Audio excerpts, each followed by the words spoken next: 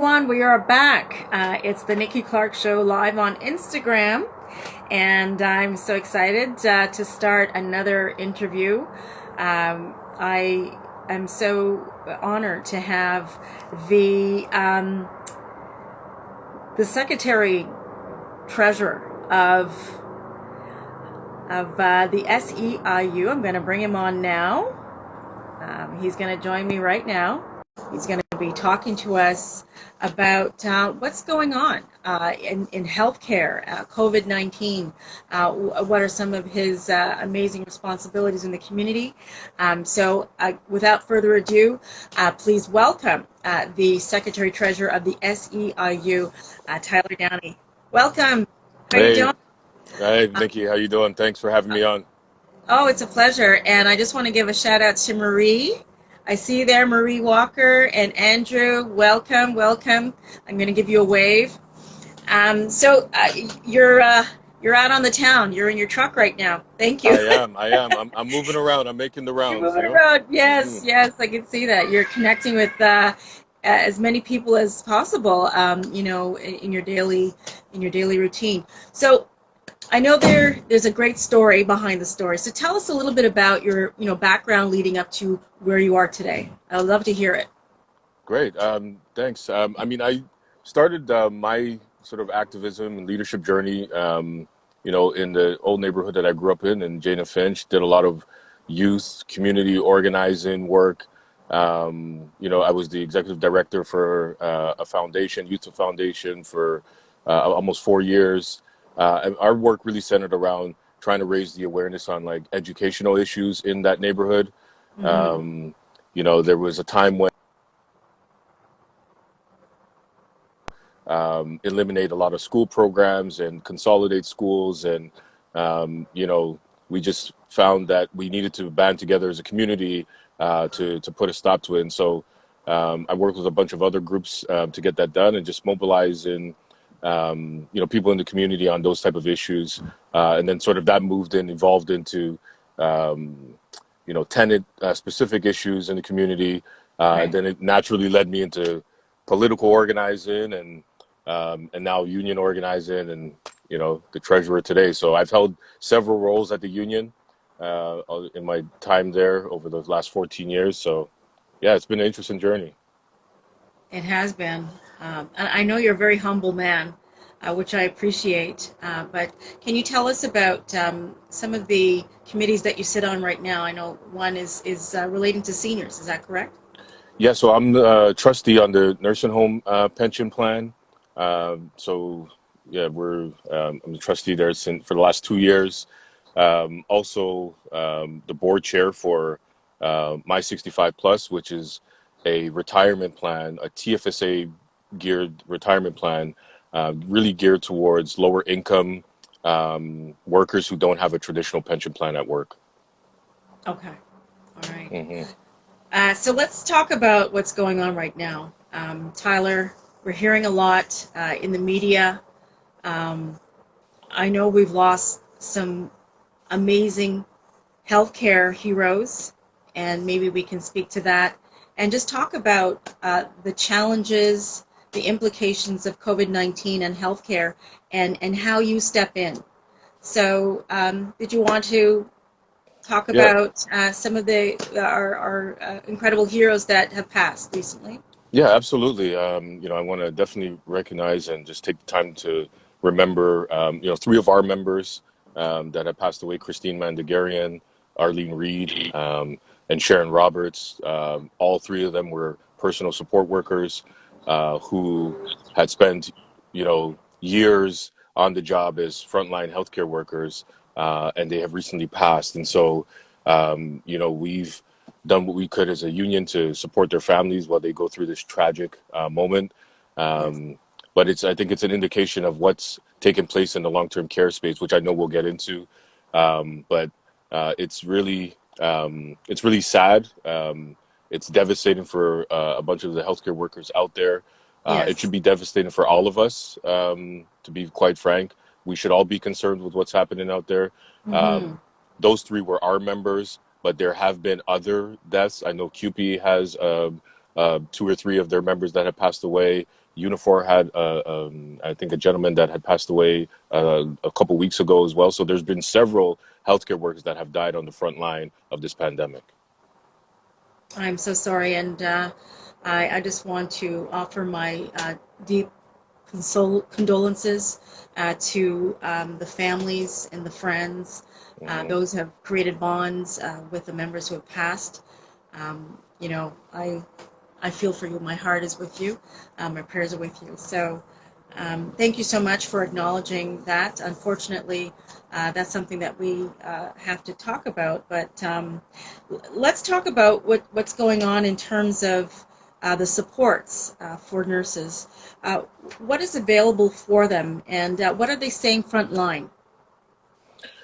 Well, I think the first thing maybe I'll just provide context. So SEIU, we represent 60,000 frontline healthcare Okay, workers. So, like, we are the healthcare union representing those workers in Ontario here.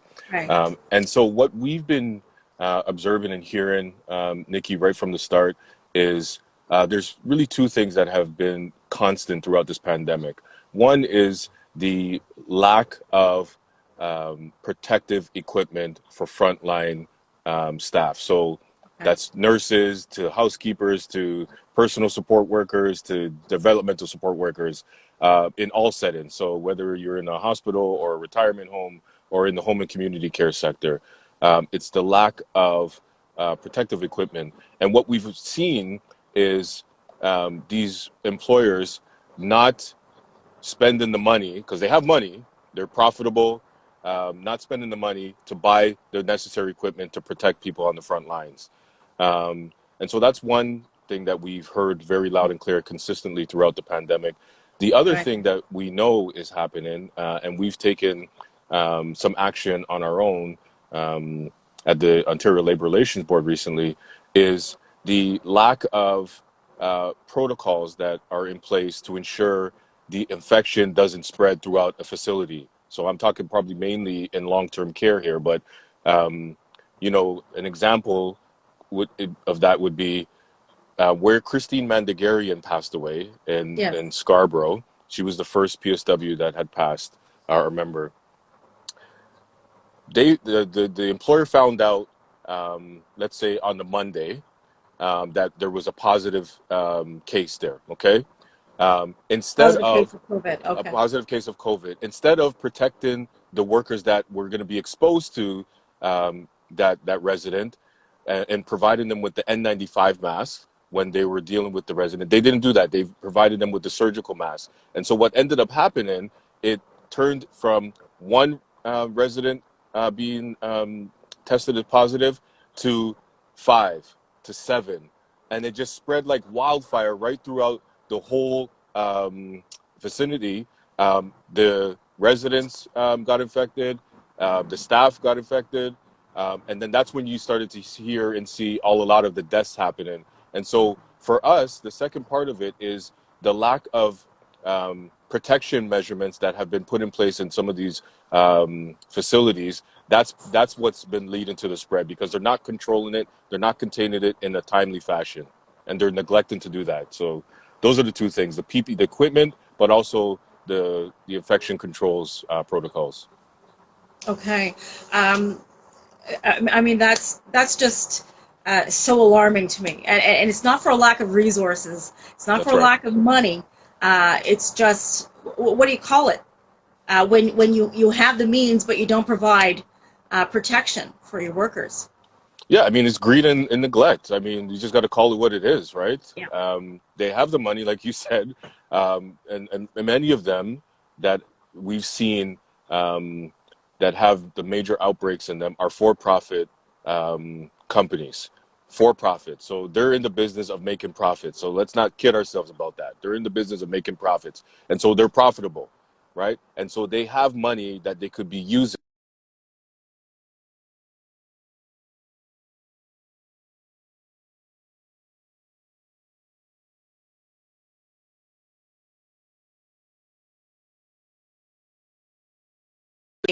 Um, Uh, discrepancy in our healthcare. Um, are there punitive measures that are being put in place for these type of operations, because there has to be some kind of pushback if people are neglecting their workers this way. So on that front, I mean, I cut out there, so I didn't get the first part of the question. What I was referring to was that we know what is happening in terms of the protection not being provided for the workers. Is there any pushback being put in place, any system being put in place, any punitive measures against these companies that are not taking care of their workers? So on one side, you've got the family members of the deceased. So the residents who have passed away, and I just want to take a moment to recognize the over 1,400 residents from long-term care that have passed away during the pandemic. 1,400, right? 1,400 residents have passed away in long-term care.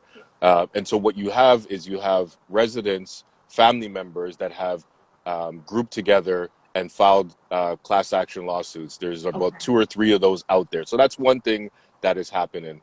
The other thing that we're doing is we are trying to get the government, the provincial government, this conservative government, the Ford government, to take control of these facilities that are in major outbreaks and oversee them, take management of them. That hasn't happened. We've asked for that. They've issued orders that they say they will have the powers to do that and assign a manager, but we haven't seen that yet, and yet we still have hundreds of facilities that have outbreaks. To answer your question even more directly, I would say there's not enough being done to hold these employers to account. Think about it. Some of these facilities have 50, 60, 70 residents that have died during the pandemic. Like they're dying.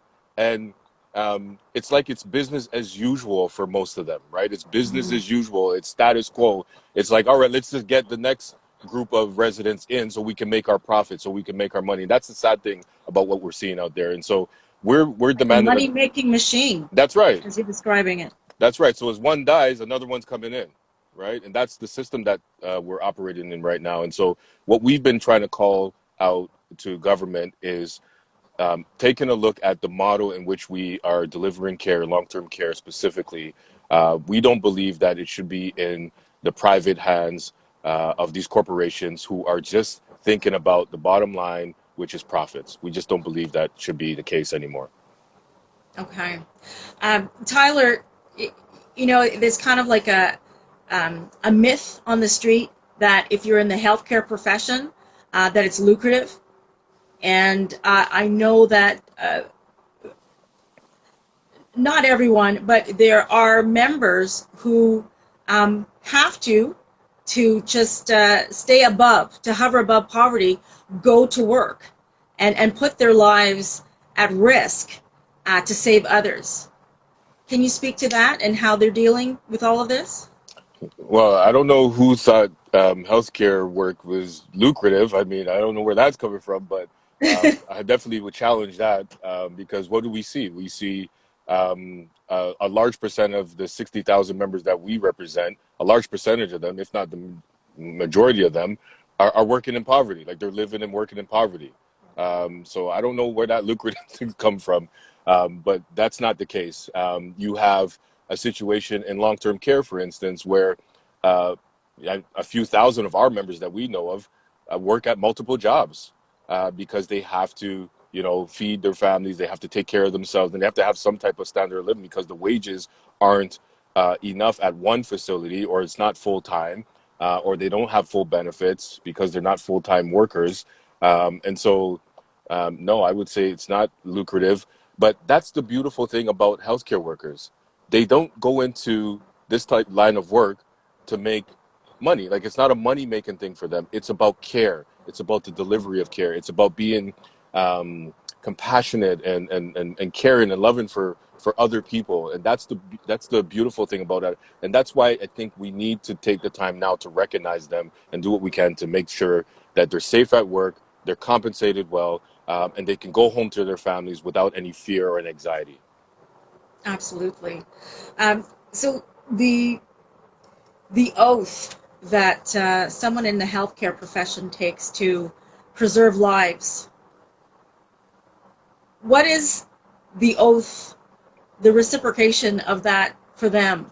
What is put in place to make sure that their lives are protected?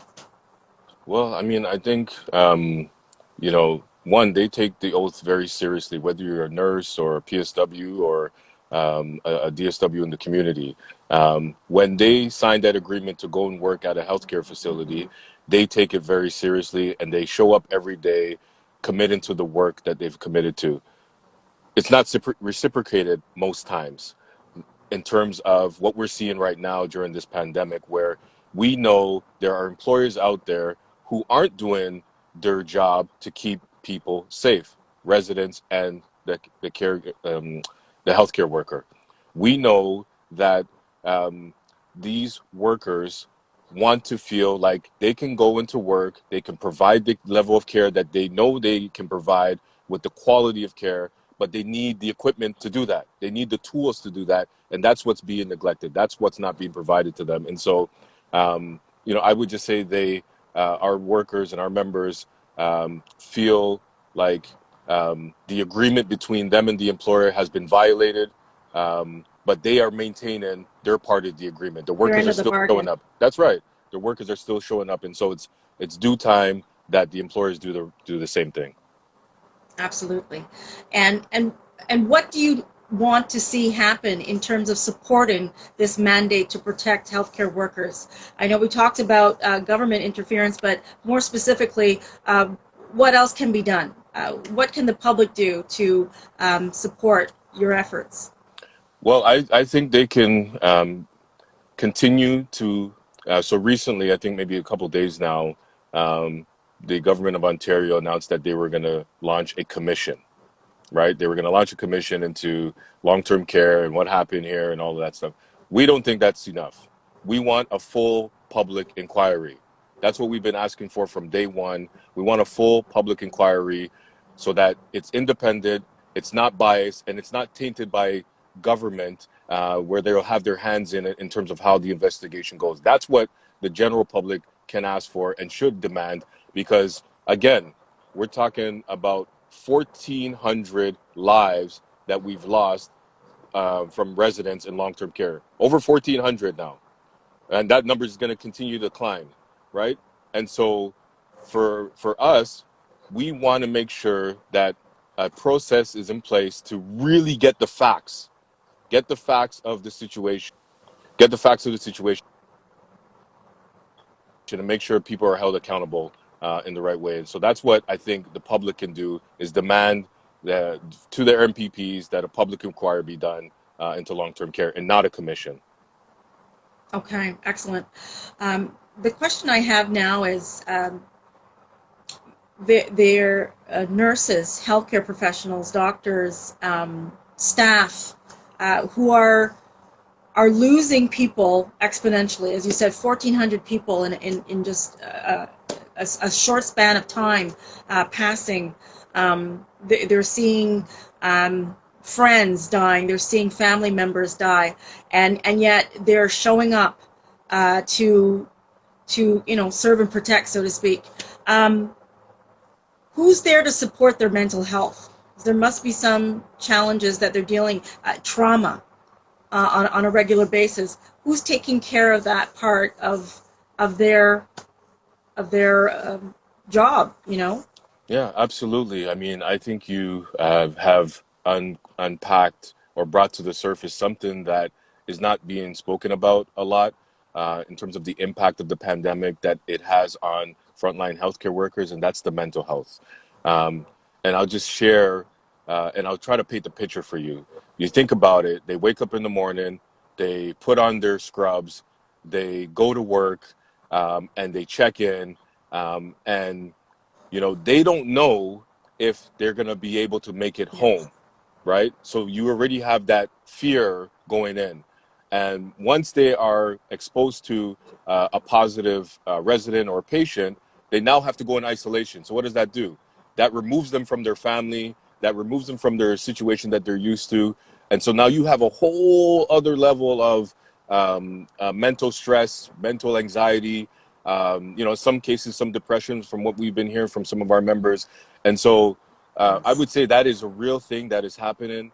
on top of some of our nurses and PSWs that have to body bag the deceased in these long-term care facilities. So think about that. You're a worker, you go to work, somebody dies, you've been a friend or a colleague with a resident for years that they've been in the nursing home, and now you've got to put them in a body bag and wait for the funeral home to come and get them.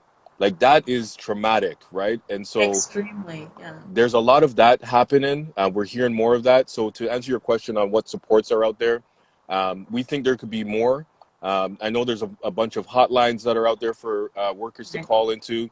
What we've done at the union, we've set up our own mental health support line for our members to call in. We did that very early on, several weeks ago, just knowing that there was going to be a lot of members going through some struggles and difficult times. And so we did that early on. And so we've had that up and running. Members are calling, we're providing supports, we're directing them to resources. And so we're doing our part, but there's definitely more that the employers and government can do to help support people.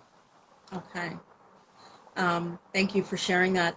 The other question I have now as we are going through the stages of reopening, this week is the first stage. How do the members react to that? Because of the staunch precautions to stay home, save a life, basically. And now that people are starting to move about, businesses are opening, people are out and about now. And I've seen it. People are throwing caution to the wind. They're not, social distancing. They're in groups of more than 5, but it's affecting everybody. How do they feel about that? And is it reflecting in new numbers? So here's what I would say. I would hope people take this coronavirus very seriously and listen to the social distancing guidelines that public health has put out. I really hope people do that. I know it's summertime. It's hot out today. Yeah, I mean, people want to get out. I get it, but we are not in the clear yet. And so I feel like we're operating in 2 worlds here. We're operating in the general public world, and we're operating in what's happening in the healthcare facility world, which is totally different dynamics going on there. You have people still dying in long-term care. They're still dying. It hasn't stopped, right? The outbreaks are getting worse.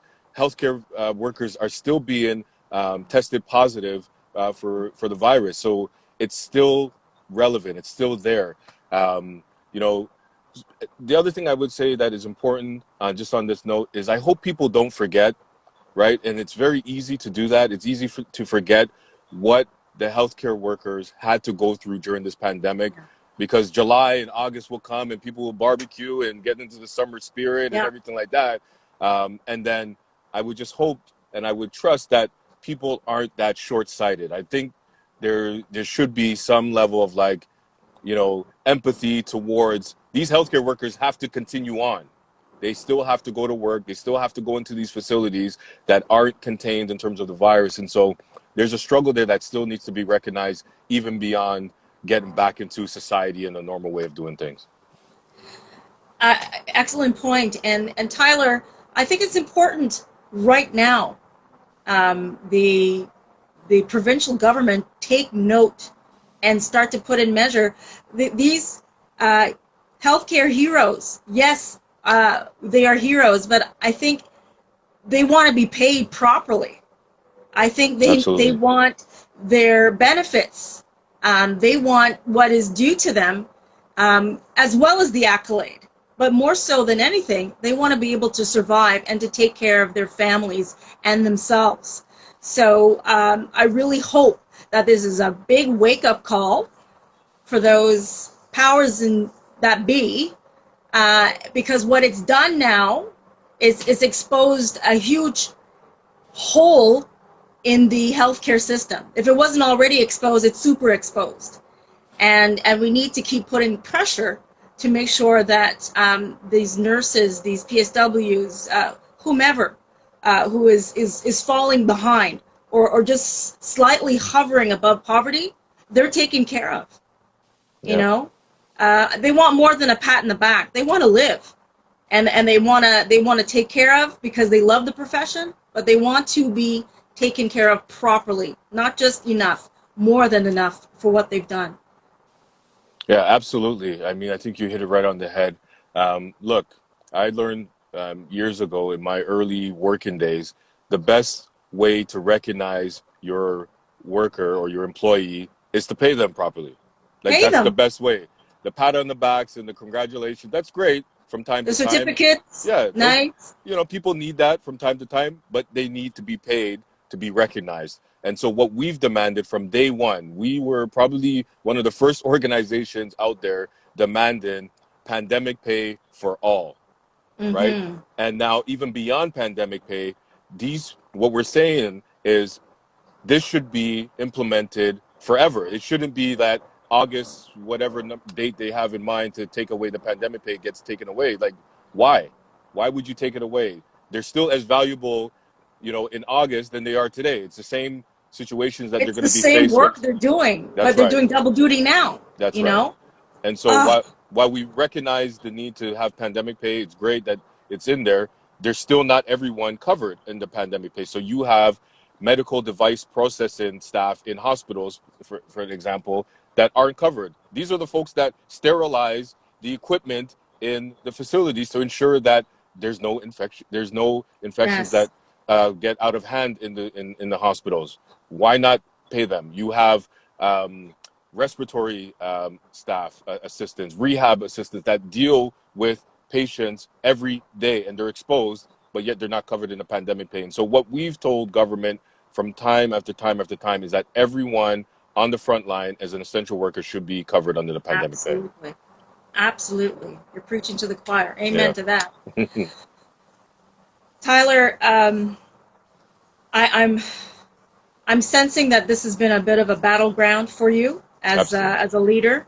You've seen a lot of wounded. You've seen a lot of casualties through this. Who's been there to support you? Well, first of all, I lean on God and my faith. That's the first and foremost. That's helped me get through many struggles in life, and I'm not going to change that. So definitely learned that from my mom, and I'm going to continue to lean on God for guidance and support and courage in these tough times. I also lean on just looking at our members every day, going in and fighting this fight. This is not a normal fight. This is not, people just getting sick or whatever. This is like people are dying right in front of you. Like, you're getting infected, your families are being torn apart, and they still have the courage to go in. So who am I to complain? And so that's what I lean on to get my strength to get through this, so that I can support our members on the front line, because I don't know how many of them do it. I mean, I just don't know. Yeah, it's just their sacrifice and their effort and their energy and their love for their profession is just, you can't even describe it. Absolutely. And was it last week was Nurses Week or the week That's before right. that? That's Okay. right. Yeah. We give our homage to all the selfless nurses out there, and I have nurses in my family, some retired and some still active. And one of the things that they're saying, the ones who are right in the field now, is that stay home. Yeah. Don't go out there and get yourself infected. You're increasing our workload. So take the precautions seriously. Yeah, that's right.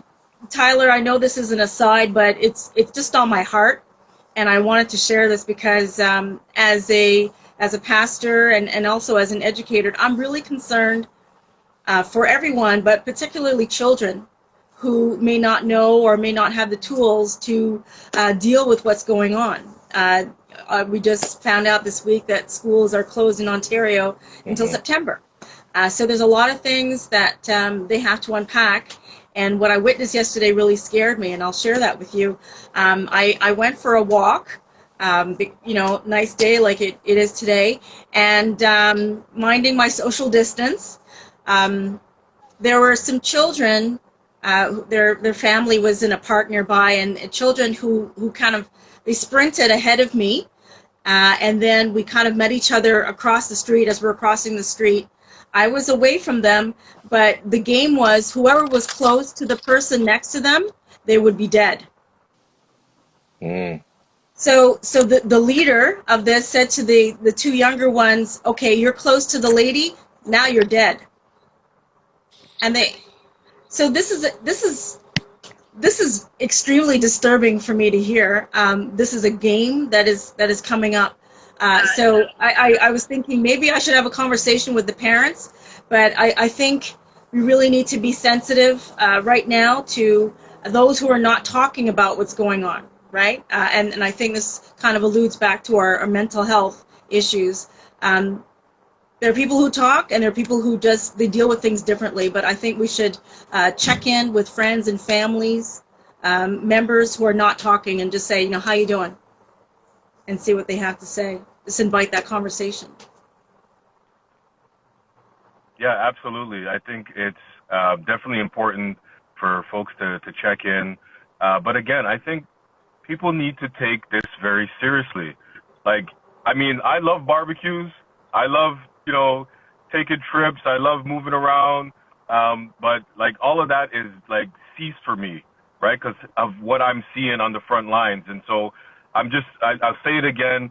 Folks need to take it seriously. Social distancing, physical distancing is real. It can help slow the spread of this virus, and it will ease the pressure on the healthcare system. Because, God forbid, if there's another wave in the fall, we don't know what that's going to look like. And so, hopefully it subsides soon. But, our healthcare workers are being burnt out right now. And so it's very important that people take it seriously. But yes, definitely check in on each other. We've been telling our members to do that. We've been checking in on members through our phone banking efforts. So definitely important to do. Okay, fantastic. Thank you so much, Tyler. Is there anything else that we can do to support you or the organization? Any volunteers or donations? What can we do to support?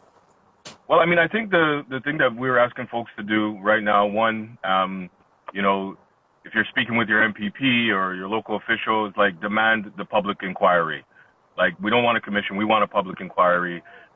Demand pandemic pay for all. We have a petition on our SEIU healthcare website, seiuhealthcare.ca is where folks can go and check out that petition. We are demanding that pandemic pay be for all. The government hasn't flowed the money yet to many of the facilities. That's going back to April 24th, and we're now on May 21st today. So they are contemplating adding in some new classifications, which is what we're hearing. So if we get some more people to put pressure on government, that will be helpful on the pandemic pay side.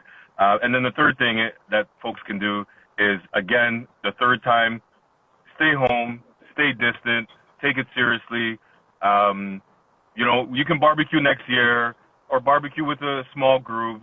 Don't have big parties. Just take it as seriously as you can, because it does, every little bit that everybody does helps. Right. Great. Great reminders. And for those who are not able to socially distance themselves, the PPEs, right? The masks. That's right. Will help as an added bonus to protecting yourself. Absolutely. Right. Wonderful. So again, it just really irks me what you just shared earlier about these profit the healthcare facilities that have the means, but they're not providing the protection for their workers. What would you say to them right now if one of them was watching? What would you tell them before we conclude? I would say, think differently about what you're doing in this moment. You have an obligation to do the right thing. And yes, your obligation is to your shareholders. I think everybody understands that. As a private corporation, your obligation is to your shareholders first, even though you may claim to be for the residents and the workers. That's a different thing. But be honest with yourself right now in this moment and do the right thing. I believe in my heart that they know the right thing is to make sure people are protected. I believe that they really do think that is the right thing to do. However, what drives them and what moves them is the profits, the eating away at their profits, the eating away at their revenues. And I would just say, do the right thing for the people that you care for. Live up to your values. Live up to those the statements that you have on the walls in your offices around how you care so much for people. Like, now is the time to live that up, and put the profiteering to the side. Now is the time to do the right thing for the people of Ontario, because at the end of the day, we've been paying for the services that you've been providing. As taxpayers of this province, we've been paying that bill, and so it's high time that you do the right thing. That's what I would say to them. Thank you. Beautiful, beautiful. Tyler, how can we reach out to you on social media? Tyler Downey, SEIU is my Facebook. Tyler Downey on LinkedIn. I'm not really active on Twitter yet. I got to get used to it. And then Downey, Ty123 on Instagram is where I'm at. All right. Tyler, I just want to thank you so much for taking the time to share. I hear the passion. I hear, so many things that, that you're frustrated with in what's happening. And know that you are supported. Know that you are valued, and know that we're going to get through this. So I know I'm going to do my part to put pressure on, and I know that I would still encourage people to stay home, take every precaution to keep yourself safe, keep your family safe, and keep your community safe. This is serious. This is serious. People are dying. People are dying. This is not a joke. So take every measure to protect yourselves and the healthcare workers. They are inundated with work because of just some carelessness. So please do what you can. So Tyler, any last words before we wrap it up today? No, first I just want to thank you, Nikki, for providing me the opportunity to come on here and do this live interview with you. It's great to continue to get this message out. Shout out to the folks that were able to participate in this. I know you're going to share it. I'll share it as well. Yes. Thank you for the great work that you have done, Nikki, in the past and into the future. And I'm ready to get out of this car because I'm like sweating like crazy over here. I can see that. Yeah, but thank you very much. You've been so patient. Thank you. Yes, All yes. right. Well, we'll get you out into definitely out of the car. And thank you everyone who's joined us. We're going to be sharing this and keep sharing it for those who need to know what is happening, the reality that's affected healthcare workers. And again, all the best, Tyler. All right. We'll check in Thanks. with you again soon, okay? Thank you. Bye for now.